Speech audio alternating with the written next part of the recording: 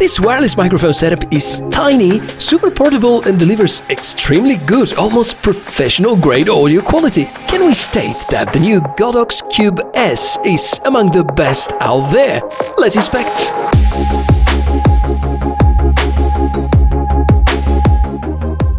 It's the year of the wireless microphones, or maybe the era of wireless microphones, because lately there have been so many good, decent, reliable solutions that I've tested.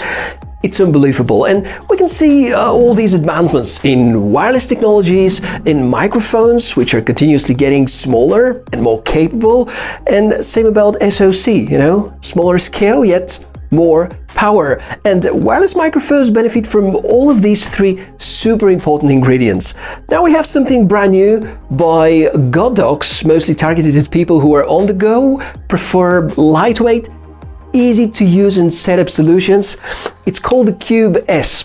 I'm recording with it right now, it's over here. If you wonder about the scale of the transmitter, that's it, ridiculously small. And a disclaimer, this entire video, the A-roll and the B-roll, with exception for a few moments where I'm going to compare to other brands, is recorded using this wireless microphone solution. Everything about it fell down. Let's begin with comparisons and tests. Frequency response is going to be the first part of it. Since these little cubes have no 3.5mm lav mic input, they throw everything in the quality. The frequency response starts at 20 Hz and goes all the way up to 20,000 Hz, which immediately is a win against certain competitors on the market. As you can see, I'm already using two wireless microphone solutions. So up until now, it's been the Cube-S recording everything. And now I'm switching to the DJI Wireless Mic 2. And over there, the frequency response starts at 50 Hz. If you enable the low pass filter, there's going to be above 100 Hz. Right now, without it.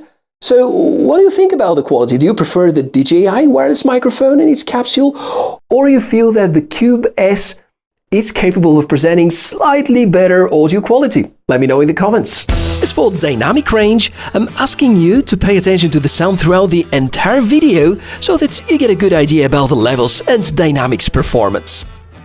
The next thing to talk about is the signal-to-noise ratio, meaning that we're measuring the desired audio level against the background noise in order to find out whether Cube-S is a suitable solution for outdoor activities, whereas it can isolate your voice from the buzz from the background. It's one of the noisiest places in the city where the cars are storming with close to 100 kilometers per hour.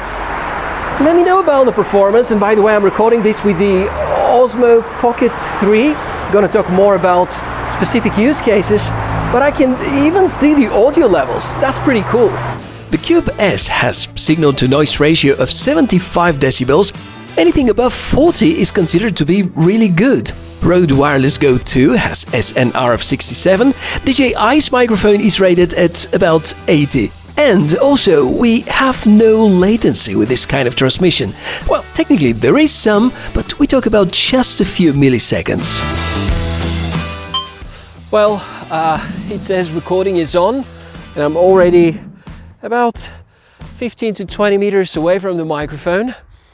And I'm currently recording with a smartphone. And I'm going to use the bike in order to go as far away as possible in order to see how soon the signal is going to drop.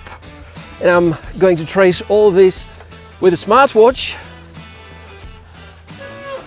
This is the first stop at about 120 meters. 220 meters away from the receiver. Exactly 300 meters away from the receiver. Do you think I can push it even further? And what do you think about the overall range? It's insane, isn't it? Now that you have your initial impressions, and I hope that the information thus far makes good sense, time to dive deeper with the specs. Let me show you the unboxing experience as a starter and also the first time setup, so that we can also cover the main tech highlights and specifications. The Cube-S has two versions, such with a Type-C receiver and a version with a Lightning port compatible with iPhones before generation 15. Inside the pack, a practical carrying case This is the pod, which hosts two tiny microphones, and you have to, of course, remove the protective folio before the first charge. There are a few magnets, couple of furry windscreens, magnetic clips, a lanyard strap, and also these super cool stickers. Godox bring in some feeling in this whole process. We have omnidirectional microphones inside these transmitters, 97 mAh batteries for up to 10 hours operation time. The case has 800 mAh backup, maximum operation distance is up to 300 meters, the weight of each transmitter is just 7 grams, and there's a smartphone app available for configuration, monitoring, or upgrading. It's a microphone in the end of the day, so the mic characteristics are what really matters the most, followed by the transmission capabilities, maybe also about the battery life, and I think all three of them are doing pretty good. More testing in just a moment. The company that makes this entire solution is called Godox, and they're famous for delivering very decent user experience. They're mostly famous for their studio lighting, but also have already developed a few other professional-grade wireless microphone solutions. They're utilizing some of those pro-grade features, especially about transmission, but really trying to bring in something super easy to use, targeted at mobile filmmakers or such people who are mostly doing interviews or live streaming, or just people who want to pack everything into a small scale and get decent audio quality out of it. The thing is that if you want to go beyond two participants, meaning this microphone and another one, and if you want a third or fourth, then you need to take care of getting a second receiver. Some use cases now. Apparently Godox primarily targets mobile creators that need the least amount of bulkiness. I think of myself in this kind of scenario. For what it's worth, Cube-S is perhaps the tiniest dual-channel transmission system I can think of right now.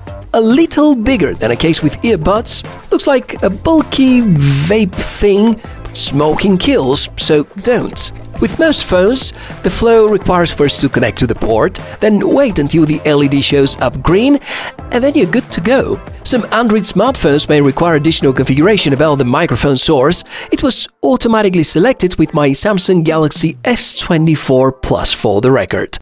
Big cameras are also well covered, as long as you figure out a way to utilize the Type-C port, if available. The DJI Pocket 3 also works fine out of the box. I assume it's the same with Osmo Action 4, but the Type-C port is not that easily accessible. I couldn't make it work on a GoPro device, unfortunately. Thinking it through, if you want to emulate studio kind of setup and pack everything inside the laptop bag, this feels like an easy-to-achieve idea with this mic. And yes, I mean that linking to a computer also works flawlessly.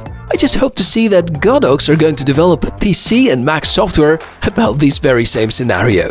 Speaking about software, let me show you the smartphone app. It's called Godox Mic. It's available for Android devices and iPhones. Very clean, minimalist interface with audio level real-time indication, transmitter battery information, level adjustment options, and ability to trigger the noise-cancelling function.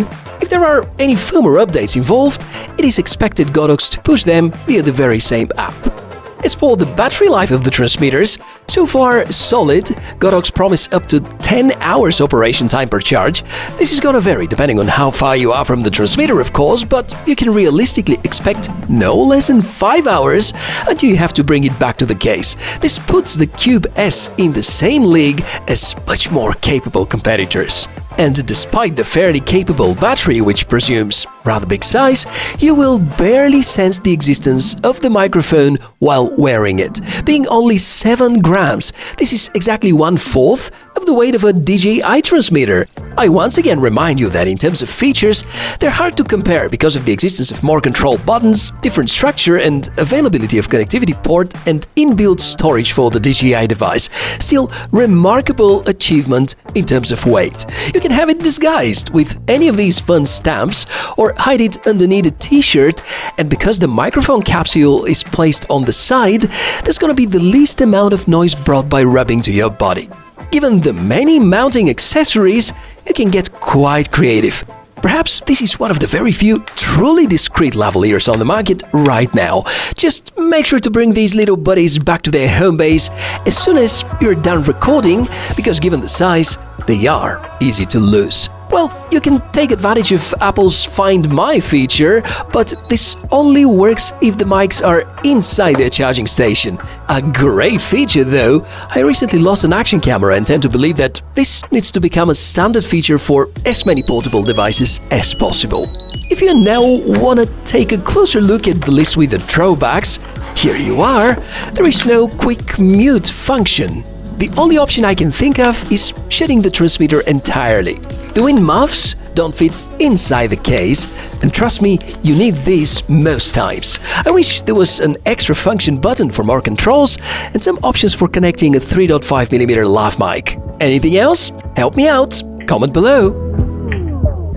In the end, to the question from the beginning, I feel that the answer is clearly yes. Certainly among the best out there, and if I have to pick a winner for being the best tiny wireless microphone solution, I would certainly say the Godox Cube-S probably is the one. Yeah, superb audio quality given the characteristics of the capsule, excellent wireless transmission and battery life, which transforms into fantastic user experience. And no, it doesn't come with some pro-grade features, doesn't have too many buttons for controls, doesn't have any possibility to connect an external microphone, but in the end of the day, it perfectly serves the purpose of being super easy to use and set up and maintain, and has absolutely zero flows during operation, which is extremely important. It's all about the right kind of user experience. So that's my take on the Godox Cube-S, and in case you feel that there's something I didn't cover or you have a question about a specific topic, join the comment section below the video. If you want to buy yourself this microphone solution, you know, the way it sounds, it's supposed to be big, it's that small, you can check the video description area. And of course, don't forget to support me by liking, subscribing, sharing the video with friends. And I, Michael, the Tech Mishka, look forward to seeing you in the next one. Bye!